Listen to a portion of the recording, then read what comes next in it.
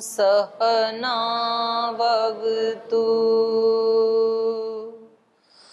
सहनौ भुनक्तु सह वीर्यं करवावहै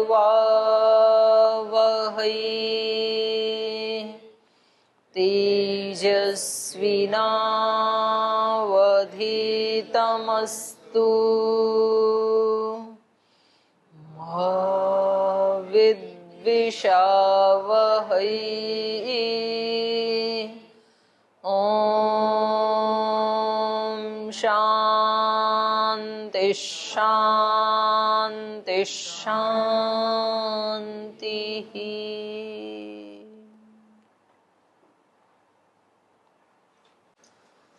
एक सूत्र हमने पढ़ा था वेदांत का।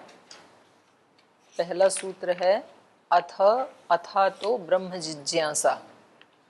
तो इसमें 3 शब्द आए सूत्र में, अथ अत ब्रह्म जिज्ञासा।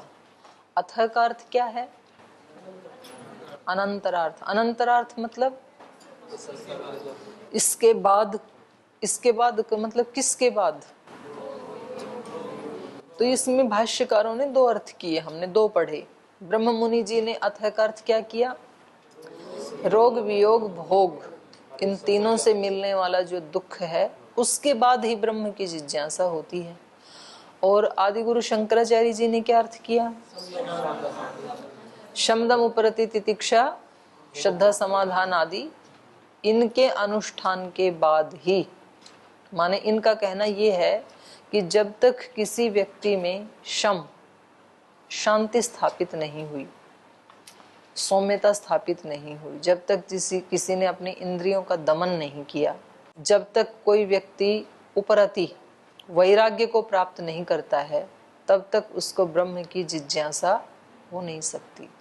जब तक कोई व्यक्ति सहन करना ना सीखे, सहन करना मतलब तप, तपो द्वंद्व सहनम, और ये सहन करना तभी आएगा जब हम चीजें जैसी हैं उनको उस रूप में स्वीकार करना सीख लें।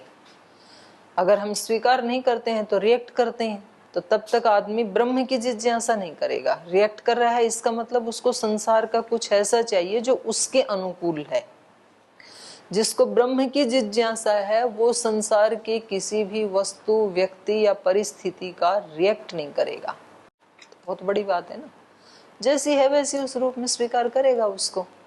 वो कभी ये नहीं कहेगा कि नीम कड़वा क्यों है, गन्ना मीठा क्यों है वैसा ही है वो कभी ये नहीं कहेगा इनका स्वभाव, ये मेरे आसपास रहने वाले इनका स्वभाव इतना खराब क्यों है, ये आश्रम अच्छा नहीं है, ये गुरु अच्छे नहीं हैं, ये पढ़ाने वाले अच्छे नहीं हैं, उनसे ही पढ़ेंगे, इनसे नहीं पढ़ेंगे, इस आश्रम में नहीं रहेंगे। ये सारी की सारी बातें किन लोगों के लिए हैं? जिनको भगवत प्राप्ति करने की अभिप्सा नहीं है। बिल्कुल सीधी सी बात। जिसको वास्तव में भगवत प्राप्ति की अभिप्सा है वो इन बाहर की चीजों को ना तो अच्छा बताएगा ना बुरा बताएगा, जैसी भी हैं उस रूप में उसको स्वीकार करेगा। तो ये शंकराचार्य जी का मत है कि जब तक कोई व्यक्ति शम दम उपरति तितिक्षा श्रद्धा से युक्त नहीं होगा तब तक ब्रह्म की जिज्ञासा नहीं हो सकती है। समाधान, अगर ये सब करते हुए भी कोई समस्या आ गई तो व्यक्ति अपना समाधान निकाल ले खुद। तो इनका कहना यह है कि ब्रह्म की जिज्ञासा कब होगी? इन सब के अनंतर। तो अतः शब्द किस अर्थ में आया? यहाँ पर अनंतर अर्थ में आया। और अतः शब्द क्यों आया? हेतु अर्थ में। क्योंकि दुखों से, अनित्य वस्तुओं से, संसार की जो अनित्य उपलब्धियां हैं उनसे ब्रह्म को नहीं पाया जा सकता। अतः इसलिए ब्रह्म जिज्ञासा, व्यक्ति ब्रह्म की जिज्ञासा करता है कि भाई कोई फिर ऐसा सुख मिले जो एक बार आकर के जाता नहीं है, नष्ट नहीं होता है, शाश्वत सुख मिले, कोई शाश्वत उपलब्धि मिले, उसके लिए प्रयास करो। लेकिन ऐसा सोचने वाले कितने लोग हैं संसार में? उंगलियों पर गिनने योग्य हैं। ऐसा सोचना मतलब ऐसे कोई क्लास में बताए और ठीक है जी आप बात तो सही बता रहे हैं, तो ये जिज्ञासा नहीं मानी जाएगी। जिज्ञासा का मतलब है कि व्यक्ति को सोते जागते उठते बैठते खाते चलते फिरते उसके सिवाय और कहीं ध्यान जाए नहीं, उसी को चाहे व्यक्ति। ऐसे ही चाहे जैसे डूबता हुआ व्यक्ति श्वास लेने की इच्छा करता है कि भाई एक श्वास आ जाए, किसी तरह से श्वास रुका जा रहा है, ऐसी तड़फ नहीं है यदि, तो रामकृष्ण परमहंस कहते थे कि फिर तो बड़ा मुश्किल है आपका भगवत प्राप्त होना।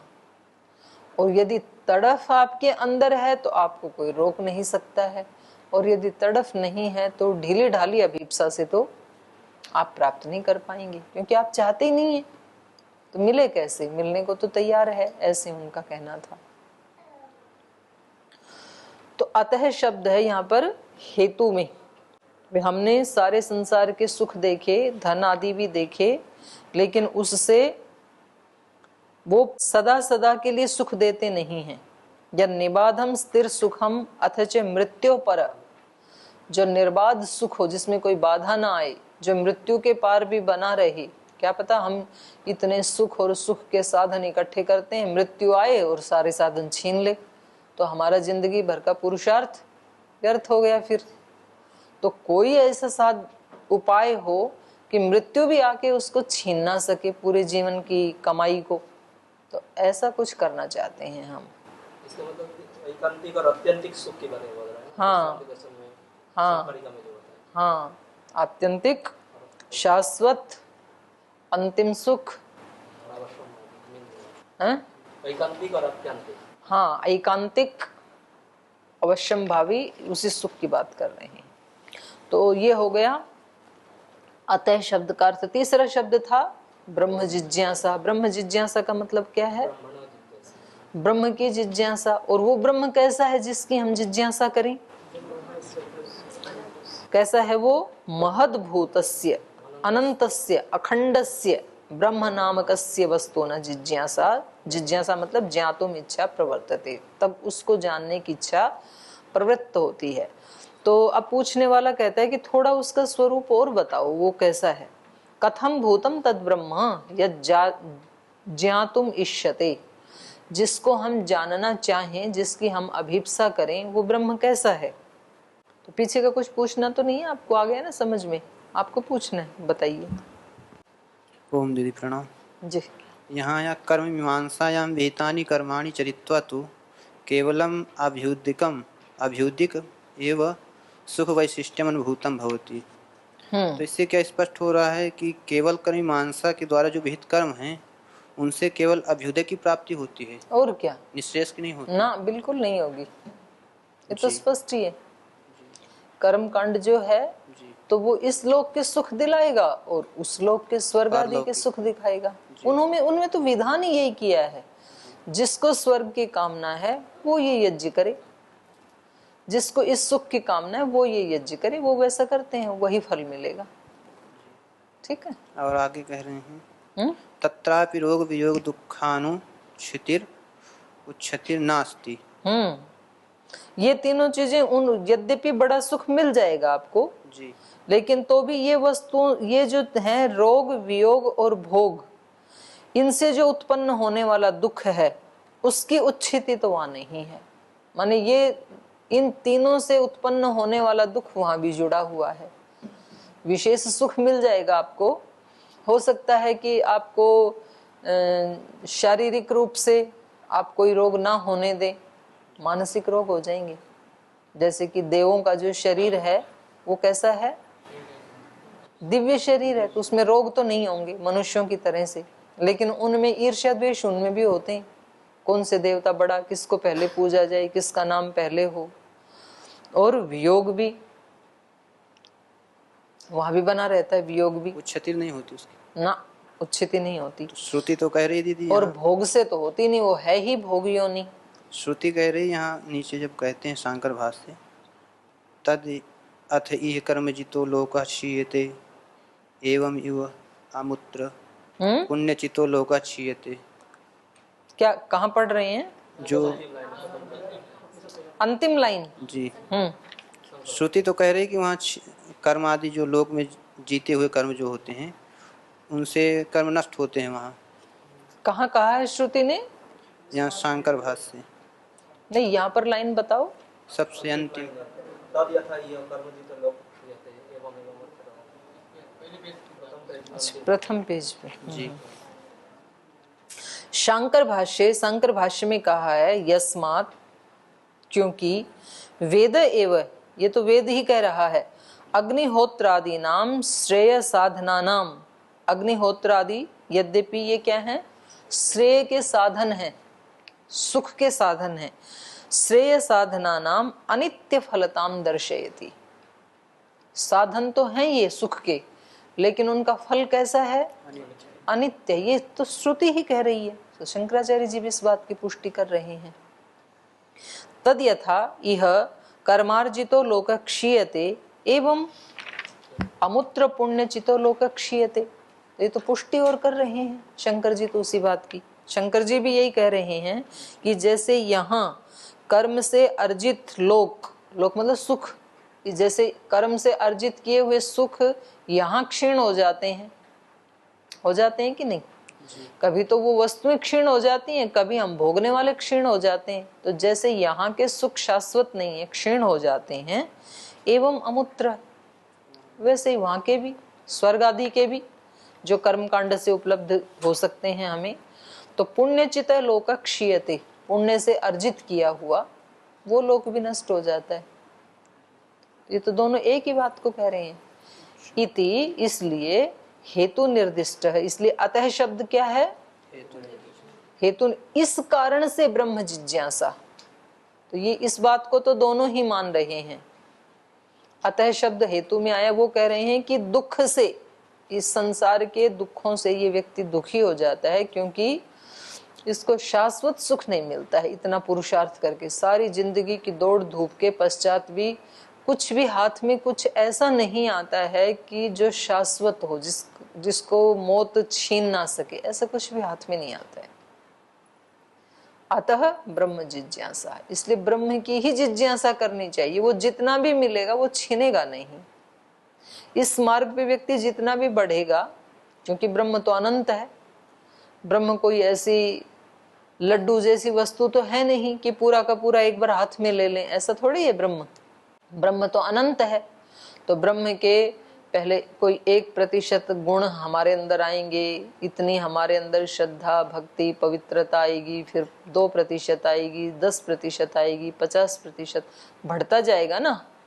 विवेक ख्याति अविप्लवा विवेक ख्याति हानोपाय, नहीं, उससे पहले वाला क्या है, ये यम नियमों का अनुष्ठान करने से, योगांग अनुष्ठानात अशुद्धि क्षये ज्ञान दीप्ति अविवेक ख्याते। योग के अंगों का अनुष्ठान करने से अशुद्धि का जैसे जैसे क्षय होता जाएगा, जितना जितना क्षय होता जाएगा। अब मानो किसी व्यक्ति को बहुत क्रोध आता था तो अभी कम आने लग गया, तो ये क्या हुआ, अशुद्धि का क्षय हो रहा है ना। और किसी व्यक्ति को चोरी की आदत थी, बड़ी बड़ी करता था, फिर अब छोटी छोटी करता है, तो कम हो रहा है। कोई व्यक्ति पहले बहुत जल्दी जल्दी रोगी हो जाता था, 1-2 महीने में, अब कभी 1 साल में एक बार होता है, तो क्षय हो रहा है ना, कम हो रहा है। तो योग के अंगों का, योगांग मतलब यम नियम, आसन प्राणायाम प्रत्याहार धारणा ध्यान समाधि आदि जो 8 योग के अंग हैं, उनका अनुष्ठान करने से अशुद्धि का क्षय होने पर ज्ञान दीप्ति, ज्ञान की उत्पत्ति होती है। पर वो ज्ञान की उत्पत्ति एक ही दिन में नहीं होती है पूरा, सूर्य की तरह। और सूर्य भी एकदम से नहीं निकलता है।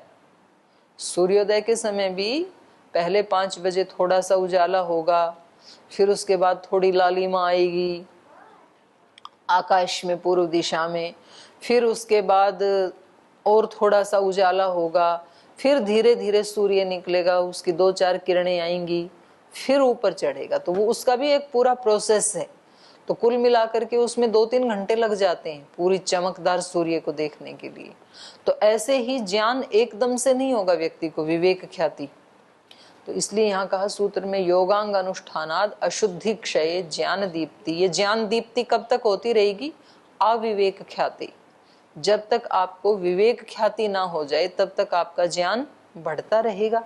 और अपने जीवन से भी देख लो आप, जो समझ आपको बचपन में थी तो वो समझ अब बढ़ करके थोड़ी सी ज्यादा हो गई। तो बचपन में आप बिल्कुल छोटी छोटी चीजों के लिए मचलते थे, प्लास्टिक के खिलौने, खाने के लिए चॉकलेट, उससे ज्यादा तो कुछ मांगते नहीं थे। अब वो सारे खिलौने, वो चॉकलेट, वो छोटे छोटे आपके खेलने की, प्लास्टिक की गाड़ी, प्लास्टिक की बंदूक जिससे भी बच्चे खेलते हैं, प्लास्टिक की गुड़िया, वो सब कहाँ गई? अब आपके हाथ में कोई ला के दे कि लो इससे खेल लिया करो, तो कैसा लगेगा? रख दोगे उठा के अलमारी में उसको? बोल जी अब तो इसमें कोई इंटरेस्ट नहीं है। और तब तो सोते भी उसी को साथ लेके थे बिस्तर में। फिर आपकी जो समझ है उससे ज्यादा समझ आपसे जो वरिष्ठ आचार्य गुरुजन है उनकी है। वो कहते हैं बच्चे पता लगेगा जब हमारी उम्र में आओगे, तो अभी आपको नहीं पता है। फिर उनसे भी बड़े जो गुरुजन हैं उनको उनसे ज्यादा समझ है, तो सतत इसका विकास हो रहा है। तो ये तो हो गया व्यक्तिगत। और एक जो हम बोलते हैं समष्टिगत, समष्टिगत भी बुद्धि का विकास हो रहा है। मतलब पहले बच्चों को जितनी बुद्धि होती थी उतनी ही बुद्धि लेके आज वाले बच्चे पैदा नहीं हो रहे हैं। आज वाले बच्चे उससे शार्प माइंड को लेके पैदा हो रहे हैं, क्योंकि उनका विकास हो रहा है धीरे धीरे बुद्धि तत्व का। श्री अरविंद का तो ये सिद्धांत है। वो कहते हैं एक समय ऐसा आएगा विकास होते होते कि जब सब लोगों का जो माइंड है वो उच्च मन हो जाएगा, दिव्य मन हो जाएगा, डिवाइन। तो इसका विकास हो रहा है, दिव्य शरीर, दिव्य मन ऐसे हो जाएंगे। तो सृष्टि में भी विकास हो रहा है। तो मैं बता क्या रही थी? मैं ये बता रही थी कि ये समझ का भी विकास होता है, विवेक ख्याति का भी। एकदम से समझ नहीं बढ़ती है। अब जो बहुत बड़े 90-100 साल के लोग हैं उनकी जीवन के अनुभव कुछ और हैं, और एक जो 10 साल का बच्चा है उसके अनुभव कुछ और हैं। तो ये विवेक ख्याति क्रमशः ही विकसित होती है साधना करते हुए। तो जितना जितना विकसित होती जाएगी उतना उतना उसका अज्ञान का नाश होता चला जाएगा। तो इस हेतु से ऐसे कह रहे हैं ये, इस हेतु से ब्रह्म की जिज्ञासा करनी चाहिए। चलो फिर आगे, और तो नहीं पूछना किसी को। तो ये कह रहे कथम भूतम तद ब्रह्म, जिस ब्रह्म की हमें जिज्ञासा करनी चाहिए वो ब्रह्म कैसा है? या ज्ञातुम इष्यते, जिसको हमें जानना चाहिए, जिसको हम जानने की इच्छा करते हैं, तो उसका स्वरूप क्या है? तो इसका उत्तर दे रहे हैं जन्माद्यस्य यतः, कह रहे हैं यस्य यतः जन्मादि। ये जो ब्रह्म है यतः उससे, जो जन्म आदि होते हैं, आदि कहने से जन्म, फिर इसका संचालन और फिर मृत्यु। तो व्यक्ति की इच्छा, जैसे वो जिज्ञासा करता है ना ब्रह्म की, कि भाई ये संसार के जो दुख हैं ये तो इन्होंने तो ज्यादा ही परेशान कर दिया। संसार की जो उपलब्धियां हैं, सुख हैं, ये शाश्वत तो है नहीं। तो कुछ शाश्वत की हमें खोज करनी चाहिए। तो खोज करने के लिए जब वो बैठता है, चिंतन करता है, इस सृष्टि को, प्रकृति को देखता है, तो उसके मन में सहज एक प्रश्न आता है, इस सब को किसने उत्पन्न किया? हम सबको किसने उत्पन्न किया? आखिर कौन इसको चला रहा है? उत्पन्न होने के बाद भी सबके कर्मों का हिसाब किताब कौन देख रहा है? और फिर कैसे ये नष्ट हो जाएगी? तो एक स्वाभाविक सा प्रश्न है ना ये। तो यहां से ब्रह्म की जिज्ञासा शुरू होती है। कौन इस सृष्टि को बनाता है? कैसे ये उत्पन्न हो गई? कैसे ये चल रही है अभी बिल्कुल ठीक ठीक? यहाँ तो रोजाना ब्रह्मचारियों को घंटी बजा के, फिर हाथ में डंडा लेके हाँक के लाना पड़ता है कि चलो अब यज्ञ करो, अब व्यायाम करो, अब प्राणायाम करो, तो भी 2-4 तो बहाने मार ही देते हैं। सूर्य को तो ऐसे कोई हाँक के लाता नहीं है कि चलो अब टाइम हो गया, उदय हो जाओ, अंधकार का नाश करो, ऐसे नहीं। वो तो प्रतिदिन ठीक टाइम पे आ जाता है। और वो हमारे सामने भी ऐसे नियम से चल रहा है। हमारे दादा परदादाओं के सामने भी वैसे ही चल रहा था, उनके दादा परदादा के सामने भी ऐसे ही चल रहा था, उनके पूर्वजों के सामने, उनके पूर्वजों के सामने। ये सूर्य किस किस का साक्षी है? करोड़ों वर्षों से जो जो आत्माएं आई उन सब का साक्षी है ये, किस किसने क्या क्या किया। हमें लगता है ना हमें कौन देख रहा है, तो हमें कौन कौन देख रहा है? सूर्य देख रहा है, हमें दिशाएं देख रही हैं, उन दिशाओं में रहने वाली जो शक्तियां हैं, एक एक दिशा की जो शक्ति है वो हमें देख रही है ना। तो वो हमारे जन्म जन्मांतरों के साक्षी हैं, न केवल इसी जन्म की। उन्होंने देखा हमने पिछले जन्म में भी क्या किया, अभी क्या कर रहे हैं, उससे पिछले में क्या किया था। तो ये साधक सोचता है कि भाई ये इस तरह से नियम में चलने वाली ये जो सृष्टि है, विसृष्टि, जो नासदीय सूक्त में आया, विसृष्टि कुत इयम विसृष्टि। विसृष्टि का मतलब है विविध प्रकार की सृष्टि, और विचित्र सृष्टि कुतः, कुतः इयम, कुतः इयम विसृष्टि। साधक को लगता है ये कहाँ से आई, किसने बनाया इसको, कौन चला रहा है इसको, ये सब नियमों में कैसे चल रहे हैं।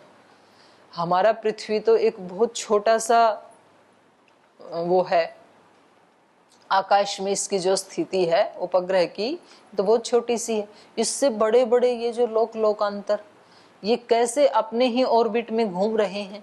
सब गतिमान तो है ये सारा जगत, जगत को जगत कहते ही इसलिए हैं क्योंकि वो गतिमान है, गतिशील है। तो ये सब घूम रहे हैं, जैसे सूर्य भी घूम रहा है, चंद्र भी घूम रहा है, पृथ्वी भी घूम रही है, अन्य जिनके हम नाम नहीं जानते हैं, शुक्र आदि, बृहस्पति, बुध, मंगल आदि जो जानते हैं कुछ थोड़े बहुत अपने सूर्य परिवार से जो जुड़े हैं, उसके अतिरिक्त भी तो अनंत है ना, करोड़ों जो हमें टिमटिमाते हुए दिखते हैं, वो सब घूम रहे हैं। लेकिन कितनी अच्छी बात है कि सब अपनी ही परिधि में घूम रहे हैं। अगर इनकी कोई व्यवस्था करने वाला ना हो तो रातों रात कितने कितनों से टकरा जाएं, और फिर क्या बने बाकी औरों का, पृथ्वी वालों का क्या बने बेचारों का, दो चार भी टकरा के नीचे गिर जाएं तो इसको, साधक को इस सारी पृथ्वी को, सृष्टि को देख करके लगता है कि इसको कौन चला रहा है।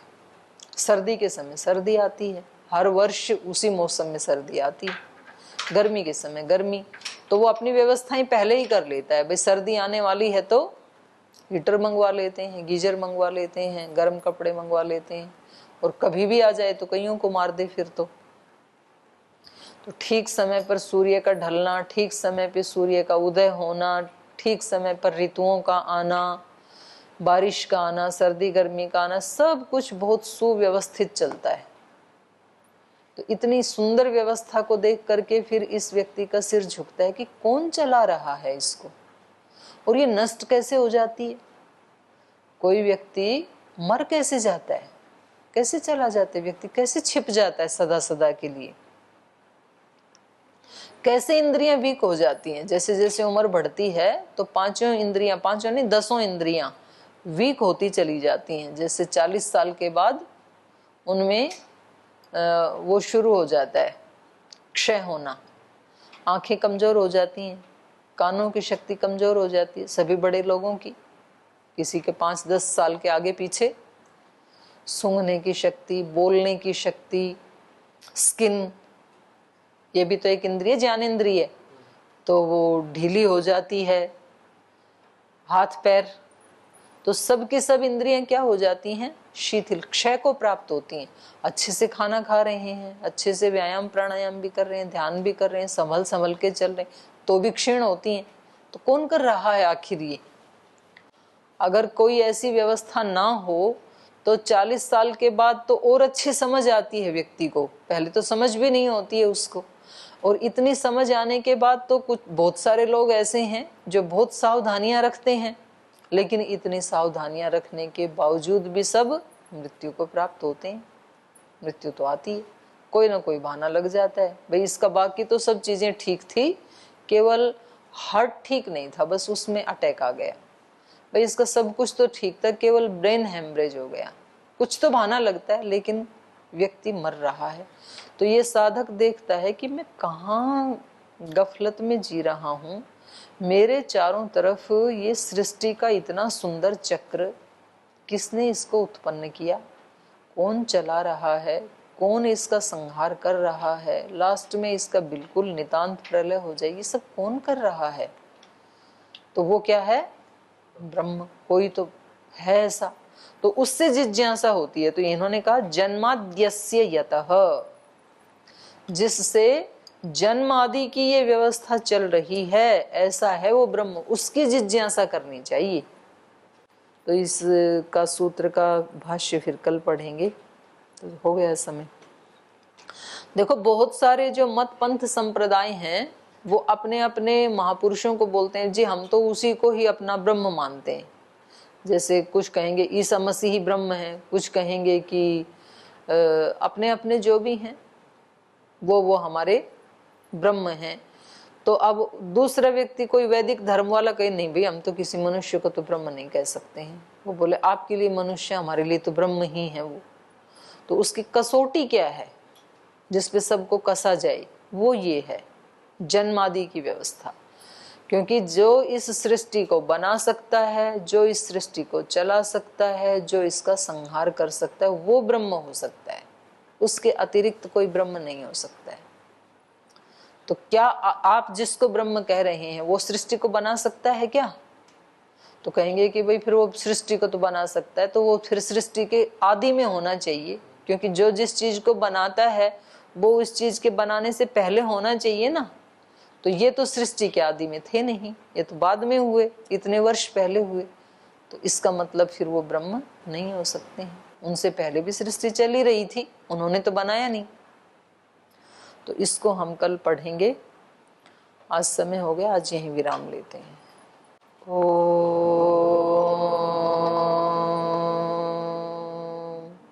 शांति शांति शांति।